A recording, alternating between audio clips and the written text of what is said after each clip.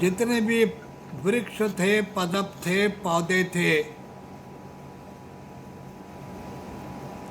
वो सब पत्तियों से शून्य ऐसे लग रहे थे जैसे उजड़े पड़े हैं। लेकिन जैसे ही शरद का अंत हुआ और बसंत ने अपने पंख पसारे, तो पूरे वातावरण के अंदर नव जीवन का संचार होना प्रारंभ हो गया। जो सूखी हुई डालियां श्रीहीन दिखाई दे रही थी, सौंदर्यहीन दिखाई दे रही थी, धीरे धीरे उनमें कुल्ले फूटने लगे, अंकुर फूटने लगे, नए नए पत्तों ने, वृक्षों ने नए नए वस्त्र पहनने प्रारंभ कर दिए।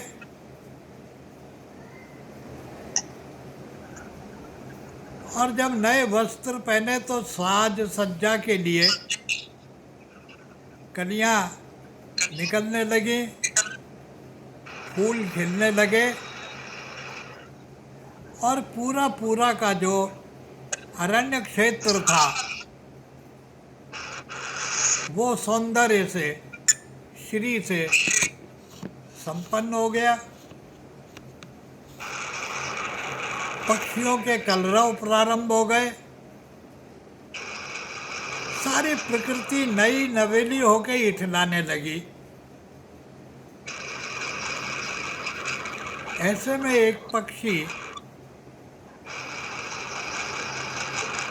जो पतझड़ के दिनों से बड़ा परेशान था, निरंतर प्रकृति में बर्फ पड़ रही थी, ऋतु के मार से बेहाल था,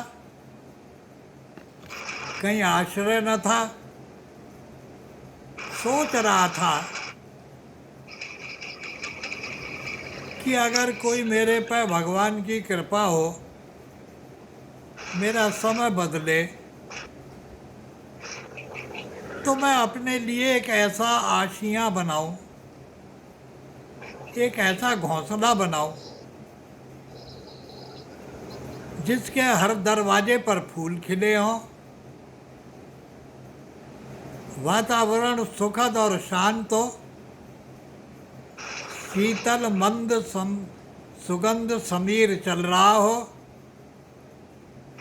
और जितने भी खग गण हैं, पक्षी गण हैं, वो गीत गा रहे हों, कोयलें कूक रही हों, मोर नाच रहे हों, हर पेड़ खिलखिला के हंस रहा हो, फूलों की वर्षा हो रही हो, ऐसी कोई जगह मिले तो मैं भी अपने लिए कोई मकान बनाऊं, कोई स्थान बनाऊं, और जिस आनंद को मैं भोग रहा हूं मैं सर्वदा भोगता रहूं, ऐसी जगह अपना आशियां बनाऊं, ऐसी जगह अपना घर करूं। और वो घूमते घूमते एक बहुत अच्छे उपवन में आ गया। अब उसके आगे एक बहुत बड़ी समस्या थी। जैसे मेरी कल्पना थी वैसा ही वातावरण है, वैसा ही सौंदर्य, श्री, ऐश्वर्य, संपन्नता चारों तरफ है, कोई कमी नहीं है। पर यह बताओ कि मैं अपना घोंसला किस जगह बनाऊं?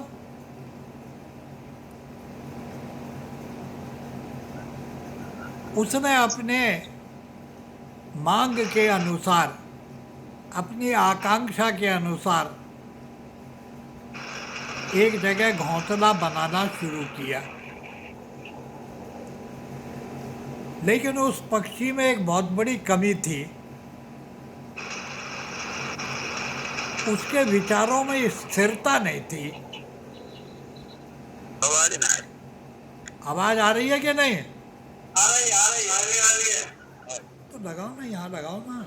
नहीं चलेगा, नहीं चल रहा है ना, ये नहीं चल रहा है। अब बोलिए, वो तो जा रहा है। आवाज आ रही है? आ रही है। हाँ। आ रही है। तो उसने सोचा कि लाओ मैं अपना घोंसला बनाऊं, तो उसने कुछ तिनके ला करके एक जगह इकट्ठे करने शुरू किए। लेकिन उसके स्वभाव की जो चंचलता थी, उसमें जो अनिश्चयता थी, उसमें जो संकल्प की कमी थी, अब वो उसके लिए सबसे बड़ी बाधा बन गई। जिन चीजों ने उसको प्रेरित किया था आगे बढ़ने का, उन्हीं इंस्ट्रूमेंट्स ने, उन्हीं यंत्रों ने अब कुछ विकार उत्पन्न कर दिए। और वो सोचने लगा कि इस टहनी के जगह, इस पेड़ की जगह, ये दूसरा पेड़ ज़्यादा अच्छा है। उसने थोड़ा सा घोंसला बनाया था, उसको छोड़ के फिर दूसरे पेड़ के मैं लग गया अनुसंधान करने, खोजने कि इसमें बनाऊं। थोड़े सा परिश्रम किया, थोड़ा घोंसला बनाया और फिर अनिश्चय हो गया। फिर उसने वो पेड़ भी छोड़ के फिर और कोई पकड़ा। स्थिति यहाँ तक आ गई, उसने सोचा कि इस उपवन से बढ़ के कोई और उपवन भी हो सकता है, लाओ मैं उसकी तलाश करूं। इस पर उर्दू शायर ने बड़ी सुंदर दो पंक्तियां लिखी। हम सोचते ही रहे, चमन में आशियां कहाँ बने, लो बहार आई और खत्म हो गई। आपको बात समझ में आई? हेलो? अरे आवाज ही नहीं जा रही है। हेलो?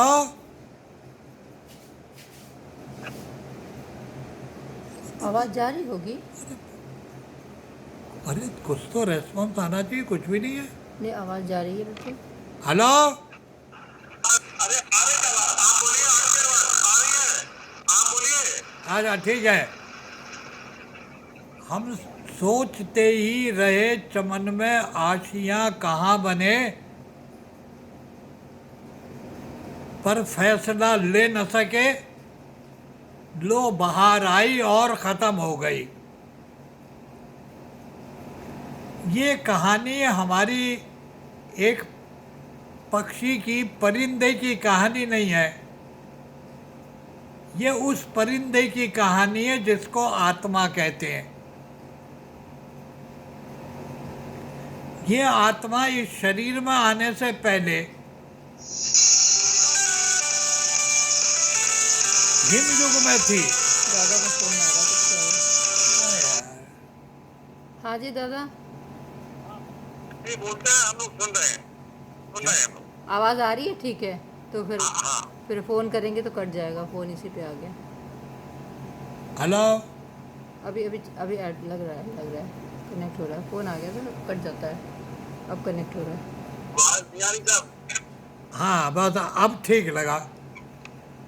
हम सोचते ही रहे, चमन में आशियां कहाँ बने, पर फैसला ले न सके, लो बहार आई और ख़त्म हो गई। ऐसे ही हमारी ज़िंदगी में मानव शरीर में आने से पहले न मालूम कितने शरीरों में घूमते रहे हम लोग,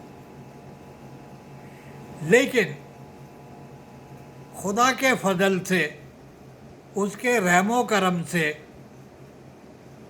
परमात्मा के अनुग्रह से, हमारे पुण्य फलों के प्रताप से हमें एक मौका मिला उपवन में आने का। ये आपका जो शरीर है ये उपवन है, ये आपका जो घर है ये उपवन है, और जिस घर में आप वास करते हो यही तो घोंसला है। इसी घोंसले में तुमको स्थित होना है, यहीं रहना है। लेकिन इसमें सबसे बड़ी बाधा अगर कोई है तो वो ही हमारे यंत्र हैं, वो ही इंस्ट्रूमेंट हैं जो हमको यहाँ तक लेके आए। अब वो हमारे लिए बाधा बन गए, ऑब्स्टिकल बन गए, क्योंकि उनमें कमियां आ गई। क्या कमी आ गई? चंचलता की कमी आ गई, स्थिरता नहीं है। Consistency does not prevail in our mind, nor we are emotionally permanent. हम इतने अनस्टेबल हो गए कि ये फैसला ही नहीं ले सके कि इसी घर में हमारा कल्याण होना है। लिहाजा हमने दूसरे पेड़ तलाश करने शुरू कर दिए कि शायद हमको बाहर जो बहार है, जिंदगी की जो बहार है, जीवन के जो आनंद है, जीवन का जो लहर है, जीवन का जो रस है, ये हमें दूसरों से मिलेगा, कहीं और से मिलेगा। लिहाजा हमने अपने जीवन में अपने घोंसले को देखने की बजाय चारों तरफ खोजने का क्रम प्रारंभ कर दिया। बाहर की ओर आ गए, अंतर्वर्ती ना हो करके, इंट्रोवर्ट ना हो करके हम बहिर्वर्ती हो गए, एक्सट्रोवर्ट हो गए, बाहर चले गए। उसका परिणाम ये निकला कि हमारा मन जो हमें परमात्मा का और जीवन का आनंद देने वाला था, वही हमारे लिए सबसे बड़ी बाधा बन गया। हमारी बुद्धि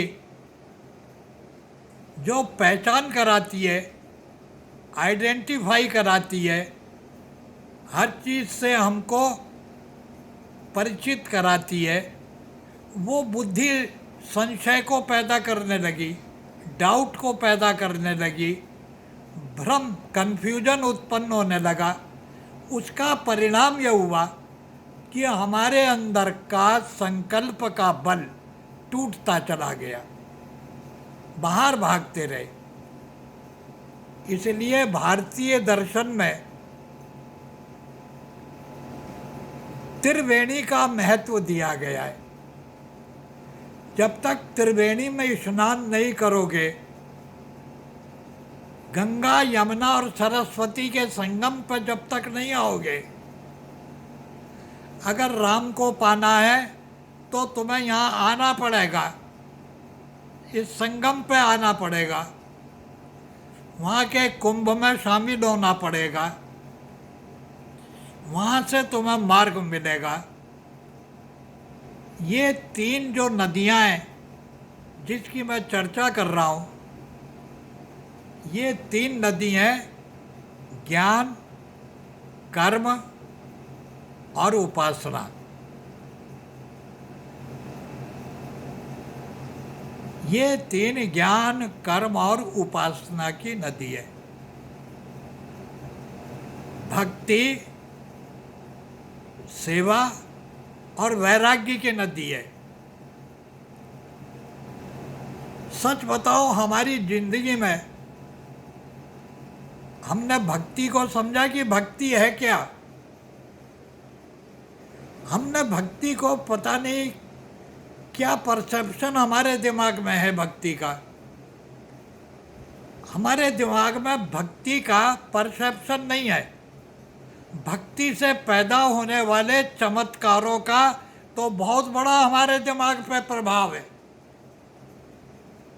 ये जो भक्ति शब्द है ये भज सेवायाम धातु से बनता है। भक्ति शब्द का अर्थ ही होता है सेवा करना। राम की उपासना करने वाले क्यों बोलते हैं पतित पावन सीताराम? पतित को पावन करने वाला नाम है सीताराम। जिनके आराध्य ही पतितों को पवित्र करते हो, भाई उनके सेवक अगर हम बनना चाहते हैं तो हमको राम का अनुकरण करना होगा या उनके महात्म को ही पढ़ते रहना होगा। अगर कोई बीमार हो जाए और वो किसी दवाई के प्रेस्क्रिप्शन को और उसकी विशेषताओं को पढ़ता रहे कि शिलाजीत खाने से ये लाभ होता है, च्यवनप्राश खाने से ये लाभ होता है, फलाने से ये लाभ होता है, दवाइयों के नाम याद करते रहे कि इस दवाई से ये बीमारी हटती है, तो उसका केवल नाम स्मरण करने से क्या होगा? आपको दवाई को प्राप्त करना होगा, दवाई को दवाई समझ के प्रयोग करना होगा। और दवाई को दवाई समझ के प्रयोग करने का अर्थ है कि आपको रोग का भी ज्ञान हो, औषधि का भी ज्ञान हो और उसके प्रयोग का भी ज्ञान हो। तो ज्ञान, कर्म और उपासना ये तीन नदियाँ हैं। एक गंगा है, इसको ज्ञान कहते हैं। एक कर्म है जिसको यमुना कहते हैं, इसीलिए यमुना का संबंध सूर्य से है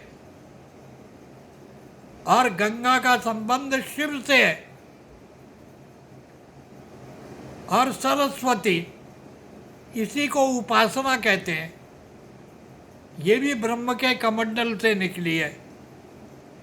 ज्ञान, कर्म और उपासना की नदी त्रिवेणी, जब तक हम त्रिवेणी में न पहुंचेंगे, त्रिवेणी का उपवन तैयार नहीं करेंगे, भाई हमारा कल्याण नहीं होगा। इसलिए भारतीय दर्शन में ज्ञान, इसको वेद कहते हैं और वेद में भी ऋग्वेद का मतलब है ज्ञान। यजुंसी इति कर्म, कर्म को यजु कहते हैं, ये यजुर्वेद है। और परमात्मा के आनंद को भोगना, इसको सरस्वती सामवेद कहते हैं। ज्ञान और कर्म ये मिलते हैं तब उपासना का क्षेत्र बनता है। वैराग्य पैदा करने वाली चीज नहीं है। वैराग्य को आदमी क्रिएट नहीं कर सकता, जनरेट नहीं कर सकता, ये तो अपने आप पैदा होता है। नारद जी से पूछा एक किसी भक्त ने कि महाराज, ये वैराग्य क्या बीमारी है? घर वालों से लड़ते रहो तो वैराग्य है, घर वालों को लड़ाते रहो ये वैराग्य है, हर चीज को ना करते रहो ये वैराग्य है, और संसार के सारे इंद्रियों के सुखों को त्याग दो ये वैराग्य है। गर्मी पड़ रही हो भीषण भयंकर, ऐसी गर्मी के अंदर गर्म पानी से नहाना ये वैराग्य है। भीषण ठंडी पड़ रही है, उसमें बर्फ के पानी से नहाना ये वैराग्य है। किम वैराग्यम, वैराग्य किसे कहते हैं? ये वैराग्य कैसे उपलब्ध होता है? ये वैराग्य कैसे प्राप्त होता है? क्योंकि जब तक वैराग्य नहीं होगा भक्ति का जन्म हो ही नहीं सकता। आसक्ति में भक्ति नहीं होती,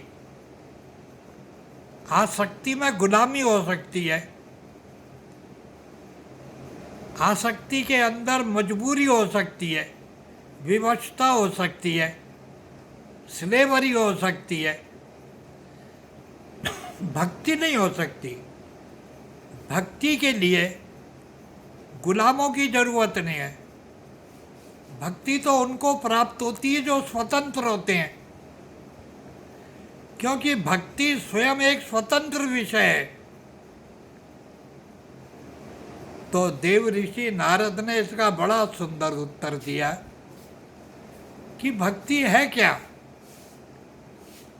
किम लक्षण, क्या लक्षण है इसका, भक्ति की पहचान कैसे होगी? तो इसके दो सूत्र मैं आपके आगे रख रहा हूं।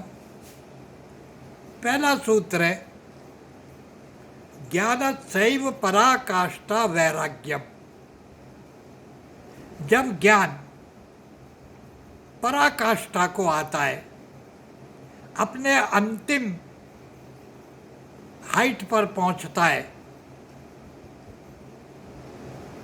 पूर्ण विकसित होता है ज्ञान, तो उसके शिखर पर वैराग्य का फूल अपने आप पैदा होता है। जैसे बरगद का पेड़ जब पूर्ण विकसित हो जाता है तब कहते हैं कि उसकी उच्चतम चोटी पर कोई फूल आता है, दुर्लभ होता है वो फूल। ऐसे ही ज्ञान की साधना जब मनुष्य करता है, ज्ञान विकसित होता है, परिपक्व होता है, मैच्योर होता है, तो उसकी अंतिम पराकाष्ठा वैराग्य के रूप में पैदा होती है। अब यह प्रश्न किया कि वैराग्य से आपका प्रयोजन क्या है, तो मैं आपको निवेदन करूं, जरा गौर से सुनिएगा। जब तक ज्ञान उत्पन्न नहीं होता है तब तक यह हमेशा दूसरों के लिए होता है। जिस दिन हमारे अंदर ज्ञान पैदा होने लगता है तो हम उसके वक्ता नहीं होते हैं, उसके भोक्ता हो जाते हैं। बड़ा सुंदर कबीर साहब ने लिखा। कबीर दास जी से किसी से ने पूछा, आप इतने सिद्ध हैं, इतने अनासक्त हैं, इतने राम में रमे हुए हैं, ये तो बताओ कि ये आपको स्थिति प्राप्त कैसे हुई? क्या कबीर दास को वैराग्य की साधना करनी पड़ी थी क्या? बस सिर्फ एक फर्क था, कबीर में जो ज्ञान पैदा होता था वो केवल कथनी का नहीं होता था, वो पहले करनी होती थी फिर कथनी बनती थी। हम लोगों में क्या कमी है? ज्ञान तो पैदा हम में भी होता है, शायद कबीरदास जी से भी ज़्यादा होता होगा, ऋषि मुनियों से भी ज़्यादा होता होगा। मैं तो ये कहता हूँ ब्रह्मा जी से भी ज़्यादा ज्ञान हम में पैदा होता है। लेकिन हमारा ज्ञान कैसा है? ये कथनी है, इसमें करने का कोई स्थान नहीं है। तो कबीर ने कहा, भाई तेरे को मेरे में क्या कमी दिख रही है? बोले कि तुम अपने ज्ञान को प्रकट ही नहीं करते हो, बताते ही नहीं हो। कबीर साहब ने कहा, मैं पागल हूं क्या तुमको बताऊं? हीरा पायो गांठ गठी आयो। अरे अगर किसी को दरिद्री को हीरा मिल जाए, वो पहला काम क्या करेगा? गांठ में बांध के छिपा के रखेगा ना, कि चोर न ले जाए, लुटेरे न ले जाए, कहीं ऐसा ना हो कि ये गायब हो जाए, इसको बांध लो। लोभी हो जाता है। कितना सुंदर गोस्वामी जी ने लिखा, हे परमात्मा, तू जो ज्ञान रूप है, जब तू मेरे अंदर जागता है, जब तू मेरे अंदर आता है, मैं एक गलती करता हूं कि उसको बांध नहीं पाता हूं। हीरा पायो तो गांठ गठी आयो, गांठ में बांध ले। अगर ज्ञान का कोई वाक्य आ गया तेरे जीवन में, तेरे मन में ज्ञान की कोई विचार आ गया कि भाई भगवान का ध्यान करना चाहिए, विचार करना चाहिए, मुझे भी कुछ करना चाहिए, मौत नज़दीक आ रही है, उम्र घटती जा रही है, सारी ज़िंदगी तुमने खूब कबड्डी खेल ली, पूरा आपने अपना मैच जीत लिया, बड़ी रेटिंग करी, बड़े आपने रन बनाए, बहुत बढ़िया पारी आप खेलते रहे, आखिर गेम ओवर तो होगा भाई। ये गेम ओवर होगा, उससे पहले अपने क्रिकेट सूट को ज़रा ठीक कर लो, अपने सामान को समेट लो, अपनी चीज़ों को इकट्ठा कर लो, बांध लो, तैयार कर लो। तुमने ज़िंदगी की तो बहुत तैयारी करी, बचपन से तैयारी करी। आपकी तैयारी में आपके माता पिता सहयोगी रहे कि हमारे बच्चे की ज़िंदगी बढ़िया से बढ़िया बने, हम इसको आईएएस बना दें, आईपीएस बना दें, बड़ा वकील बना दें, डॉक्टर बना दें। और आपने उनकी आकांक्षाओं के अनुकूल कर्म किया, और उस कर्म के करने में आपने अपने आप को खपाया, आपने अपने आप को लगाया, आपने अपने वजूद को, अपने अस्तित्व को दबा के रखा, उनके हुक्म की गुलामी करी, आज्ञा का पालन किया, अनुशासन का पालन किया। आप जितना तपस्या करते गए, जितना तप करते गए, उतना ही तो आप बढ़ते चले गए। ये सारे फल तभी तो प्राप्त होंगे जब ज्ञान का विकास होगा। हमारे अंदर ज्ञान पैदा होता है और उसको लूट के ले जाते हैं लोग। प्रमाद का चोर ले जाता है, आलस्य का चोर ले जाता है। अरे हो जाएगा, कल कर लेंगे। मन में अच्छा विचार आया, पुण्य का विचार आया, सोचा आज रहने दो, कल कर लेंगे, परसों कर लेंगे। आपका लोभ खड़ा हो गया। इसीलिए गोस्वामी जी ने बड़ी सुंदर बात कही, कामी ही नारी प्यारी जी में, लोभी प्रिय जी में दाम, तिमि रघुनाथ निरंतरा, प्रिय लागे मोए राम। हे राम, आपको, आपकी बात को, आपके ज्ञान को मैं ऐसे ही संभाल के रखूं जैसे एक कृपण आदमी, एक कंजूस आदमी अपनी एक एक कौड़ी को कैसे बांध के रखता है। तो ज्ञान को बांध के रखना है ताकि वो हमारे काम आए।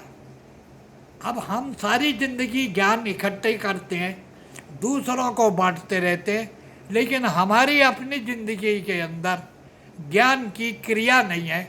उसका परिणाम क्या होता है कि ज्ञान तो है पर कर्म नहीं है। जब ज्ञान और कर्म ही नहीं है तो उपासना कहाँ से हो जाएगी, भक्ति कैसे पैदा हो जाएगी।